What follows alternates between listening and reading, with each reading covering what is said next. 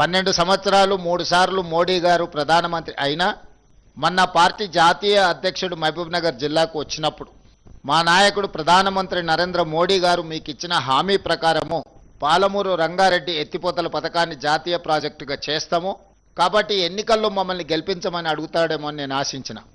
ఇచ్చిన హామీల గురించి ప్రస్తావించలేదు, కానీ మోడీ గారిని చూసి మాకు ఓటు వేయండి అని బీజేపీ జాతీయ అధ్యక్షుడు అడగడం జరిగింది. అదేవిధంగా మహారాష్ట్ర ముఖ్యమంత్రి ఫడ్నవీస్ గారు ఆదిలాబాద్ ప్రాంతంలో ప్రచారానికి వచ్చింది. ఎప్పటి నుండో కొన్ని దశాబ్దాలుగా ప్రాణహిత చేవెళ్ల ప్రాజెక్టుకు సంబంధించి తుమ్మిడిహెట్టి దగ్గర 152 మీటర్ల ఎత్తున ప్రాజెక్టు నిర్మించడం ద్వారా ఉమ్మడి ఆదిలాబాదు జిల్లాతో పాటు ఉమ్మడి రంగారెడ్డి జిల్లా వరకు గోదావరి నదీ జలాలను తరలించడానికి అవకాశం ఉంది. మహారాష్ట్రకు సంబంధించిన కొంత భూమి ముంపుకు గురవుతున్నది, కాబట్టి మేం పెద్ద మనసు చేసుకొని తెలంగాణ రాష్ట్రానికి సహకరిస్తాము.